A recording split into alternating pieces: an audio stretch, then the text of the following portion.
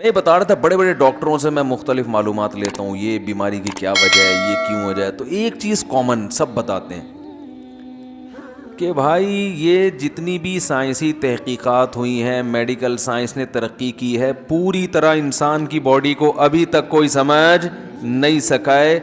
اکثر بیماریاں ایسی ہوتی ہیں جن کی کوئی ریزن نہیں ہوتی اور انسان اس میں ہلاک ہو جاتا ہے۔ کینسر جو ہے نا، موت، کینسر کا اب تک علاج دریافت نہیں ہوا ہے، موت ہے کینسر میں۔ ہاں، یا تو کاٹ کے وہ جگہ ہی پھینک دو تو ایک الگ بات ہے، لیکن بعض دفعہ ایسی جگہ ہوتی ہے وہ کاٹ ہی نہیں سکتے نا بھائی، چلو انگلی پہ ہو گیا تو یہ تو کاٹ دیا آپ نے، پیٹ میں ہو گیا تو وہاں تک کہاں تک کاٹیں گے؟ تو کہتے ہیں کہ کوئی وجہ معلوم نہیں ہوتی، بالکل فٹ فاٹ۔ ہمارے بھی ایک دوست ہیں 35 سال 35 ایئرز اولڈ، جوان، خوبصورت، ماشاءاللہ، جاب بھی اچھی، کوئی ٹینشن بھی نہیں ہے اور صحت بھی اچھی ہے، کوئی موٹاپا بھی نہیں ہے، بلڈ کینسر ہو گیا۔ ملنے آئے، میں نے کہا بھائی آپ کو کیا بھائی کیمو تھراپی چل رہی ہے۔ یہ تھراپی ہے، تھراپی ہے، تھریپی ہے، پتہ نہیں کیا ہے، مختلف لوگ مختلف لفظ بتاتے رہتے ہیں۔ اب یہ بھی کسی انگلش کے بہت ماہر سے ایک دفعہ فون کر کے پوچھنا پڑے گا، یار ایک دفعہ بتا دو، تھراپی ہے، تھریپی ہے، تھراپی ہے، تھریپی ہے میرا خیال ہے، کیمو تھراپی۔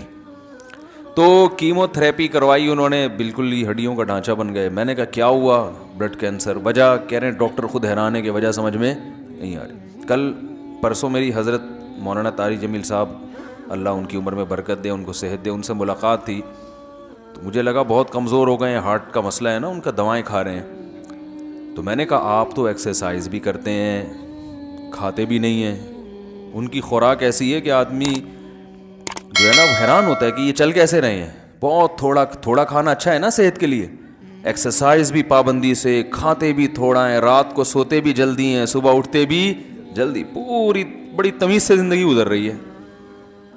کتنے اٹیک، میرا خیال ہے 2 یا 3 اٹیک ہو چکے ہیں۔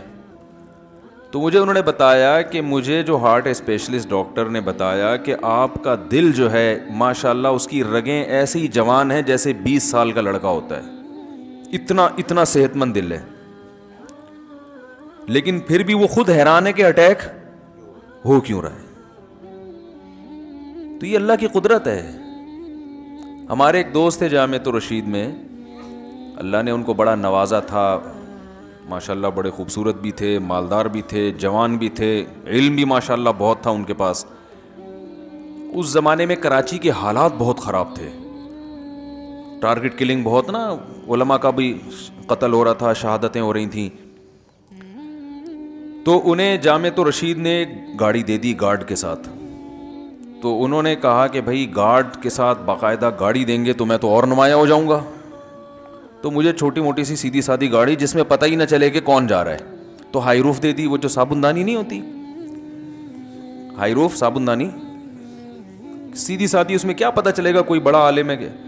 اللہ کی قدرت کے وہ ایکسیڈنٹ ہوا، اس کے سامنے جو ہے نا وہ پجارو آ کے ٹکرائی ہے۔ اب ظاہر ہے پجارو کے سامنے ہائی روف کی کوئی اوقات ہے، آن دا اسپاٹ ان کی ڈیتھ ہو گئی۔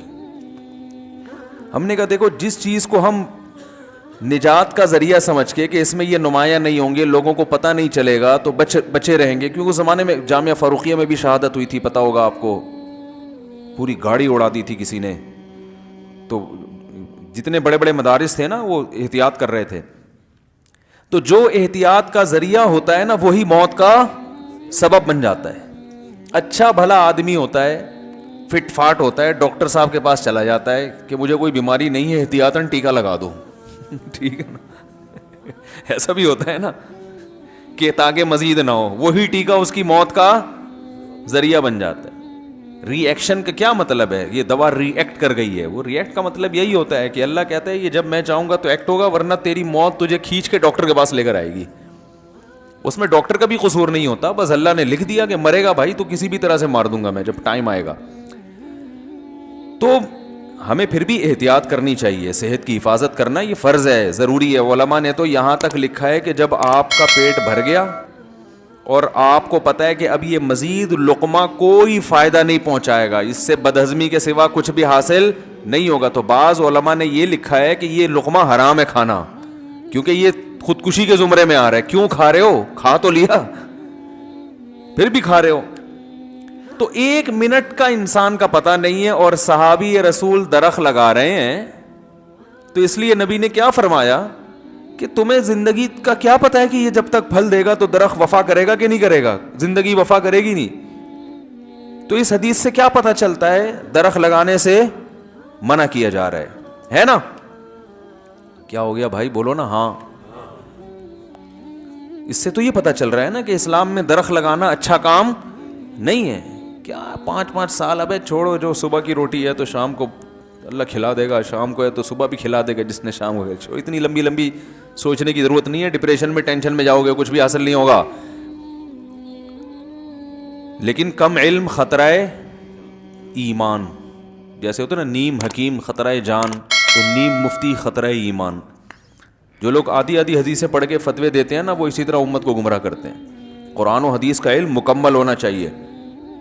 تو جن لوگوں نے اس قسم کی حدیثیں پڑھی ہوئی ہیں وہ دنیا سے دور، کہ کیا درخت لگانا، کیا یہ کر رہے ہیں، پیسے انویسٹ کیے ہوئے ہیں، وہاں کاروبار کر رہا ہے، ادھر طارق روڈ پہ 6 دکانیں اور تھی، 4 اور خرید رہا ہے، کیا یہ دنیا. اللہ کے نبی نے تو درخت لگانے میں کہا کہ لمبی امیدیں، اور یہ دکانیں خریدنے، اور جناب ماشاءاللہ ان کے لائف اسٹائل دیکھو. تو یہ وہ لوگ ہوں گے جو آدھی حدیث پڑھتے ہیں اور آدھی حدیثیں نہیں پڑھی. دوسری حدیث میں آتا ہے کہ آپ صلی اللہ علیہ وسلم نے ارشاد فرمایا، یہ صحیح حدیث صحیح مسلم کی، کہ جس نے درخت لگایا جب تک چرند پرند بھی اس درخت سے کھاتے رہیں گے اس کو قبر میں ثواب ملتا رہے گا. کیا انداز ہے تبلیغ کا، دیکھو یار، مسلمان کا قبلہ ہی چینج کر دیا. بھائی درخت ہم بھی لگائیں گے، کافر بھی لگائے گا. کافر کا ویژن درخت لگانے سے کچھ اور ہے، ہمارا کچھ اور. کافر اس دنیا پہ یقین کرتا ہے، وہ آخرت پہ یقین نہیں کرتا. وہ کہتا ہے درخت لگاؤں گا، پھل دے گا. پھر درخت جب تک بڑا نہیں ہو جائے اس کو یہ ڈر ہے کوئی مار کے نہ چلا جائے، مر نہ جاؤں، ٹرک کے نیچے نہ آ جاؤں، کوئی بیماری تو نہیں ہو گئی، یہ تو نہیں، ڈپریشن میں جائے گا نا. پھر درخت جب لگ گیا پھل نہیں دے رہا، یار یہ کوئی دم کرو، کوئی تعویذ ڈالو، کوئی بکرے ذبح کرو. یہی ہوتا ہے نا بکروں کے وہ منتیں چڑھاؤ، پھر پیر صاحب کے پاس جاؤ، پھر مزار پہ جاؤ، پھر بھائی یہ کیا ہو گیا، ہائی یہ کیا ہو گیا، یہ ہو کیوں نہیں رہا، یہ وہ تو پھر درخت سے پہلے مرے نا خودکشی یا ٹینشن سے مر جائے گا وہ. مسلمان کیا کہتا ہے، بھائی درخت لگانا ہے، پھل دے گا، خود بھی کھائیں گے، بچوں کو بھی کھلائیں گے، کاروبار بھی کریں گے. اور مر گئے، اگر لگانے سے پہلے مر گئے یا بڑا ہونے سے، درخت کے مکمل ہونے سے پہلے مر گئے تو نیت کا ثواب، بولو نا بھائی، ملتا رہے. اور لگ گیا تو سبحان اللہ. مر بھی گئے تو کوئی بات نہیں، ہم پھل نہیں کھائیں گے، آگے نسلیں تو کھائیں گی نا. آخرت میں ذخیرہ ہو رہا ہے بھائی، چڑیا کو کھلانے میں ثواب مل رہا ہے تو انسان کھائیں گے اور اس کے سائے کے نیچے رہیں گے تو اور کیا چاہیے. اپنے بھی مزے اور مخلوق کو فائدہ پہنچانے کے بھی مزے، تو آخرت کے لیے.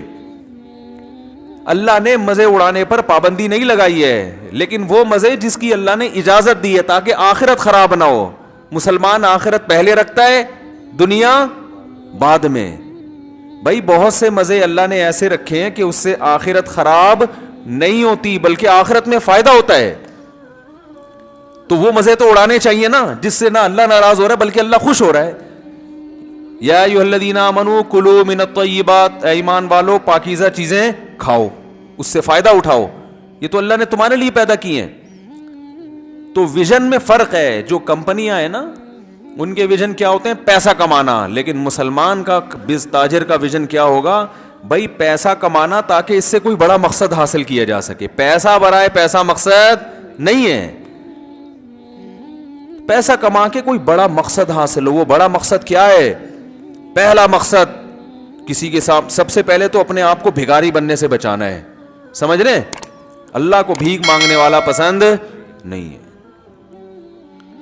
بھائی سب سے پہلے تو بھائی ہم صرف اللہ کے سامنے جھکیں گے. مخلوق کیا، ہمارے جیسا انسان ہے، میں کیوں اس کے سامنے اپنی ناک ذلیل کروں. بھائی سجدہ صرف اللہ کے سامنے ہوتا ہے، اور سجدہ 2 قسم کا ہوتا ہے، ایک سر جھکانے والا، ایک اپنے دل کو جھکا دینا. ہم دل بھی نہیں جھکاتے. کیا خیال ہے بھائی، ہم کیوں کسی کا احسان لیں؟ تو ہم صرف اللہ سے مانگیں گے. تو اس کے لیے جیب میں پیسے ہوگے تو مانگیں گے نا. پیسے نہیں ہے تو 4 دن تو اللہ سے مانگے گا، اس کے بعد کیا کہ تھوڑا پبلک سے بھی مانگ کے ٹرائی کر لو. کیا جا رہا ہے یار، اللہ تو دے نہیں رہا. تو اللہ کہے گا میں نے تو دینے کا وعدہ اس وقت کیا تھا جب تو خود بھی تو محنت کرنا. تو پڑ جائے گا تو کہاں سے دوں گا میں. تو کھلانے والا پسند ہے اللہ کو